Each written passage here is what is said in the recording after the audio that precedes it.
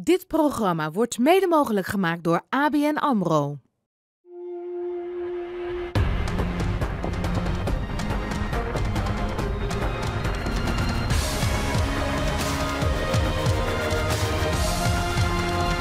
Na 2 dagen maken de favorieten op dit ABN AMRO World Tennis Tournament nog geen fouten, Jan-Dirk. Maar vanavond wordt alles anders. Dan gaat onze landgenoot Jesse Galung glansrijk winnen van Wawrinka. Dit is Tennis Plaza.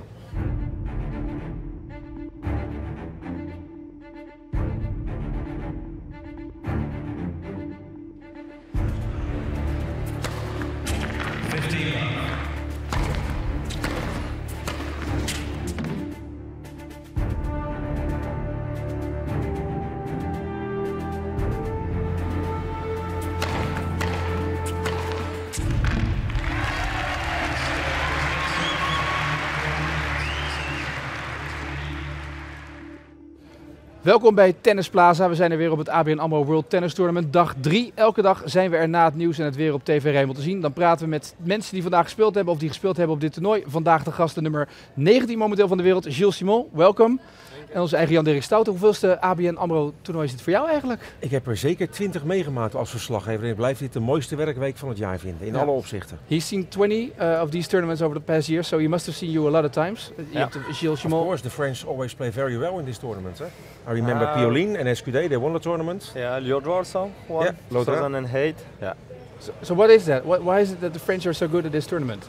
I think we like to play indoor. I mean, as most of the Europeans, we grew up on this kind of court. We practiced indoor hard court forever, and the court suits our games better. And the French are always performing well, especially if you look at the top 10 players, the players right now in the top 100. There's a lot of French players. What's the secret of French tennis at the moment?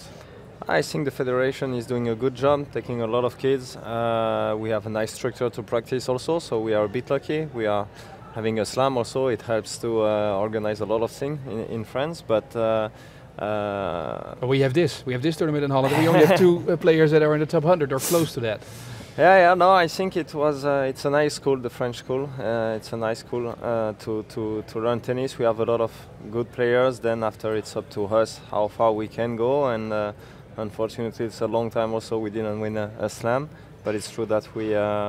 I think it's 10 years now. We have having more than 10 French in the top 100, which is quite good. Ja, gisteren Jack Bogstra hier aan deze tafel heeft daar ook een boek over geschreven. Dan ben je bijna jaloers als je dit verhaal hoort over die Fransen. Ja, het heeft ook met Roland Garros te maken, waar ze heel veel geld mee genereren. Bijna alle landen op Engeland na. En Amerika valt ook een beetje tegen, maar in Frankrijk reserveren ze een fors gedeelte van het geld dat ze met de Grand Slam in Parijs ophalen voor de basis, voor de opleiding. En die opleiding die vormt in alle opzichten de basis. En Bogstra heeft in zijn boek, dat vind ik heel interessant, met name geschreven over de bijna soms onmogelijke rol die ouders in dat proces vaak spelen. Yeah, yesterday we had Jack Bogstra here, the former coach of Jan Siemerink, Davis Cup captain, and he said parents are a big problem for young tennis players to become successful. How were your parents then? No, they were nice. I mean, no one was playing tennis home. But do you understand what he means? Yeah, I understand, because it's always difficult. I think as all the parents, I always say they want what is the best for their kid, but in one point you just have to be smart enough to realize that you are not the one that's going to teach everything, and that so many person knows more about tennis than you, and then you have to finally to trust someone else. And I understand what he's saying, because sometimes you feel some kids have a lot of potential, but they are wasting some time going in the wrong direction because the parents are not trusting the competent people. Ja. Een van de Nederlanders kwam vandaag in ieder geval wel in actie. Robin Haase in de middagpartij. Dit was zijn wedstrijd. En dit is die Robin Haase, de nummer 90 van de wereld, toegelaten met een wildcard op het ABN AMRO World Tennis Tournament. En hij speelt in de eerste ronde tegen Andrea Seppi uit Italië. Het is al het derde setpoint voor Robin Haase. De vorige 2 werden weggewerkt door de Italiaanse nummer 35 van de wereld. En nu op eigen service kan de Italiaan gelijk komen. Een lange rally en uiteindelijk is het Andrea Seppi die zich verslaat. En zo pakt Robin Haase toch wel knap en verrassend de eerste set. De tweede gaat dan naar Andrea Seppi met 6-3. En zo wordt het weer een 3-setter. Net als vorige week in Zagreb, toen beide heren ook al tegenover elkaar stonden in de eerste ronde. Inmiddels staat Seppi wel een break voor en dus moet Haase terugbreken. Maar hier de fout van Haase en daar is dan de frustratie die we zo kennen van hem. Hij klaagt erover dat Seppi alle netballen mee heeft. Maar uiteindelijk heeft het natuurlijk gewoon ook met kwaliteit te maken. Want bij een stand van 5-3 in de derde set mag Seppi gaan serveren voor de wedstrijd. De lob van Haase is net te kort en Andreas Seppi gaat naar de volgende ronde. En voor Robin Haase is dit alweer zijn 5e nederlaag van het seizoen in evenveel toernooien. En door die nederlaag zakt hij uit de top 100. Robin Haase dus, die verliest van Andreas Seppi. Weer geen Haase in de tweede ronde, Jan-Dirk. Dat is lang geleden. Nee, het zal voor Krajicek opnieuw balen zijn dat Seppi route in het eten gooit. Deed hij eerder door in 1 week. Ik heb het allemaal zelf meegemaakt. Het was een heel bijzondere week. Toen won hij in ronde 1 van Leighton Hewitt, in ronde 2 van Rafael Nadal. Ja, en die Seppi schakelt nu net als vorige week in Zagreb Haase uit. Jammer dat Haase niet de lijn naar boven kan vinden. You've played Robin Haase at the Australian Open, first round. He's trying to get back in the top 50 of tennis, but he's around 90 right now. What kind of advice would you give him to get there? I don't have many advice to give him. Just you're top 20 for the last couple of years, so. I think Robin is struggling a lot physically. Unfortunately, he had a lot of problems with his knee, and I know that he was sad in Australia because finally he had a good preparation.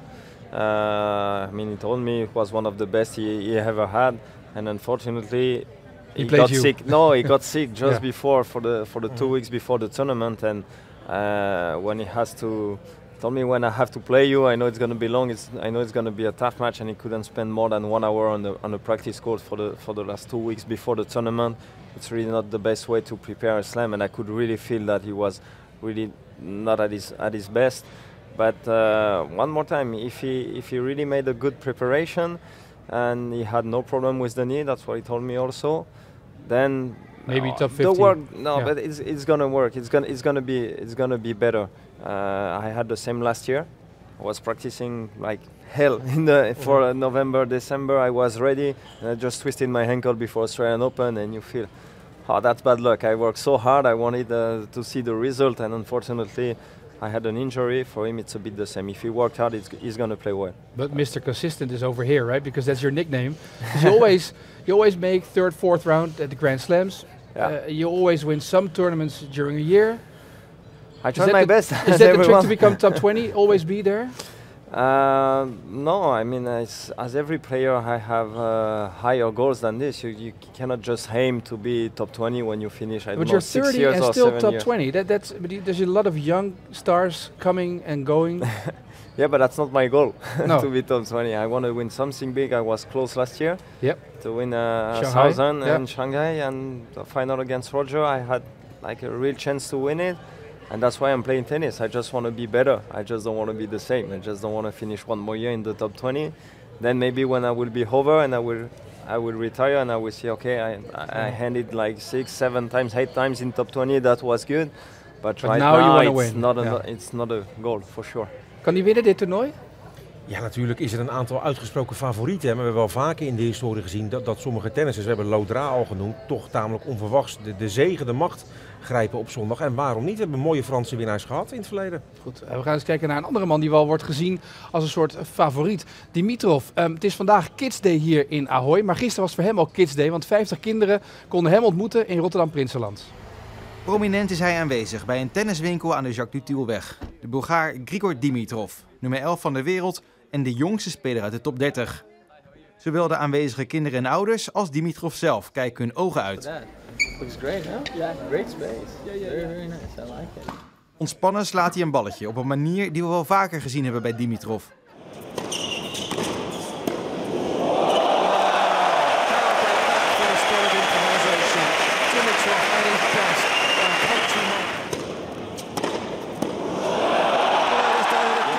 Dimitrov speelt ook nog een klein partijtje en hij heeft het niet makkelijk. Down 2 match points again. Het eerste matchpoint werkt hij weg, maar dan chip en charge bij zijn tegenstander en Dimitrov verliest. Vanavond tegen Müller is er een herkansing. De kinderen hebben allerlei vragen ingestuurd die worden voorgelegd aan hun idool. In het amateurtennis is het gebruikelijk dat je je tegenstander wat te drinken geeft als je van hem hebt gewonnen. Gaat het ook zo in het proftennis is de vraag. Yeah. I wouldn't want to do that. En zo worden er nog veel meer vragen gesteld. Definitely backing down the line. There's always been a shot that that I like, and every time I get a chance to pull out that trigger, I always do it. I'll give you a good example. Actually, it was right here in Rotterdam 6 years ago when I played Birdie's first round, and I played Rafa. And after those matches, I actually felt that, well, I'm getting closer, but guess what? I wasn't really close. So, that was a struggle that you need to go through periods like that. You need to understand your game, and you need to understand your working ethics, and I think that was definitely one of the toughest things for me to understand. Growing up, I looked up a lot into the matches of Sampras, Agassi, and then of course when Federer came up and all those guys, I was just really impressed, not only by the way they were playing, but also their attitude on court, and a bit from everybody. De laatste vraag is van de broertjes Toon en Hugo. Ze willen heel graag een trucje leren wat ze Dimitrov wel eens hebben zien doen. You can drop the ball if you want, but then you can just drop the racket in the same time. Do that. And then hit. Wanna try? Alright, just give it a shot. Ready? Don't focus on the ball, focus on the racket. Ready? Hold on. Alright, try now. Let's try again. There you go. But next time, catching the racket and hitting the ball. Very good. Very good. Thanks, champ. Na een dik half uur zit de tijd er alweer op voor Dimitrov. Maar uiteraard niet voordat er een foto is gemaakt. Grigor Dimitrov was dat dus. Gilles, you're still here, a French player. I think you just said I want to win one big tournament. That would be Roland Garros, right? Would you give up every title for Roland Garros? Oh yeah, of course. Yeah? Yeah, for sure, definitely. So when you start Roland Garros this year, there will always be the pressure? I mean, to win a slam for a tennis player is the main goal. This and to have the chance to play one home, of course, it makes it even more special. I would take any slam, I tell you right away. Oh, Wimbledon is fine as well. But if I have to take one, then I would prefer to pick up the French for sure. Yeah. What do you think is lacking for you then to win that tournament, or a Grand Slam? Being Mr. Consistent. For Roland Garros, maybe we need Rafa to stop. Okay. Because on the last 10 years it was hard to win it. Matter of time, so no worries. Yeah, but he's younger than me. That's the problem. Maybe I will retire before him. And no, I think it was complicated. I mean, we have a chance right now. Is that we are playing maybe the against the best player we had in the whole history. I know there was some amazing time also in tennis, but we have so many great champions, and it's a chance because it's a real challenge every time you play against them.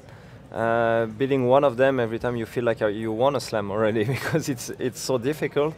But in another hand, unfortunately, they are trusting all the titles, and to win a slam was more open, I think, the years before, and to come at this time. Even for us, all the French guys that were playing good and always losing to the same guys, it was a bit disappointing. Maybe this year, good luck this year at the tournament. Thank you. Jij ook bedankt. Ik zie jou komende vrijdag weer. Hè? Gaan we praten over Feyenoord en het betaald voetbal in het komende weekend. En tennis natuurlijk. Alles, hè. Graag tot morgen. Dan hebben we gewoon weer een normale tennisplaza hier op TVR.